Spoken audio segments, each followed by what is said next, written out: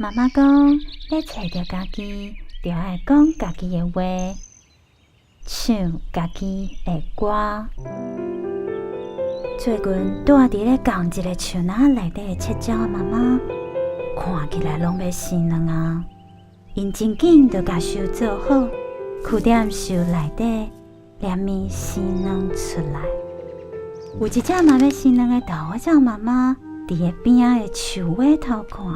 伊趁七鸟妈妈飞去掠汤食的时阵，安静啊飞去因的树内底生卵，生完就赶紧离开。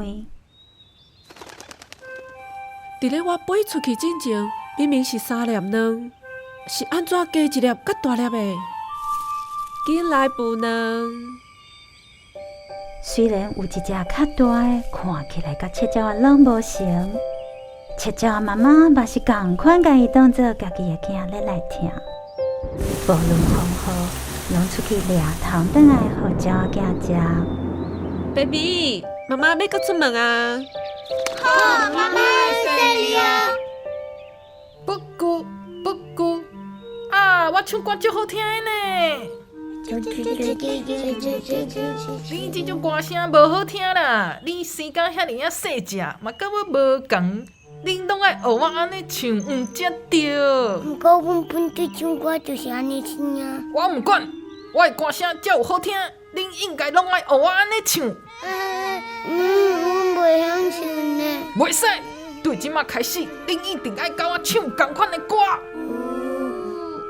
明早我爱甲你唱同款的歌，对啊，阮的歌声声声就甲你无共款哩。莫死钱啦，非得拢爱甲我唱同款的歌，讲同款的话。哎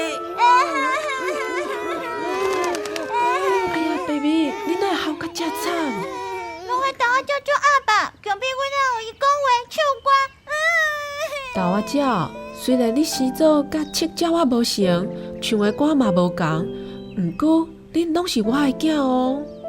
恁本来就有家己的话，甲家己的歌，拢介好听，袂当强逼别人一定爱唱同款的歌，嘛毋通因为别人甲咱起歹，就袂记你家己是啥，甚至感觉别人的歌较好听，搁反倒转来批唱家己的歌。咱爱相疼，好好啊斗阵过日子，知无？